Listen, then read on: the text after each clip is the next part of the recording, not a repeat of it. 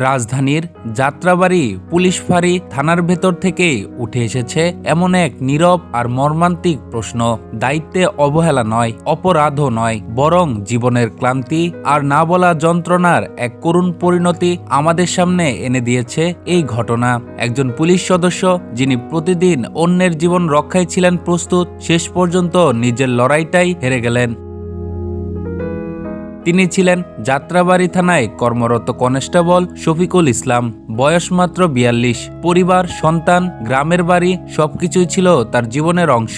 সহকর্মীরা বলছেন ডিউটির বাইরে তিনি ছিলেন শান্ত স্বভাবের, দায়িত্বশীল একজন মানুষ। কিন্তু গভীর রাতে তিনি নিজের বড় মেয়েকে একটি ছোট্ট বার্তা পাঠান ক্ষমা চেয়ে। সেই একটি বার্তায় যেন জানিয়ে দেয় ভেতরে ভেতরে তিনি কতটা ভেঙে পড়েছিলেন।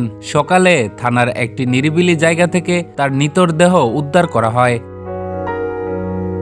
এই মৃত্যু শুধু একজন পুলিশ সদস্যের নয়, এটি আমাদের ব্যবস্থার প্রতিও এক নীরব অভিযোগ। প্রশ্ন উঠে আসে, যারা আমাদের নিরাপত্তা দেয় তাদের মানসিক নিরাপত্তা কে দেয়? দীর্ঘ ডিউটি, পারিবারিক চাপ, আর্থিক টানাপোড়েনে মানসিক সহায়তার অভাব, এসব কি ধীরে ধীরে একজন মানুষকে একা করে দেয় না? পোশাকের আড়ালে লুকিয়ে থাকা কষ্টগুলো আমরা কি দেখতে পাই, নাকি দায়িত্ব শেষ হলেই মানুষটাকেও ভুলে যায়?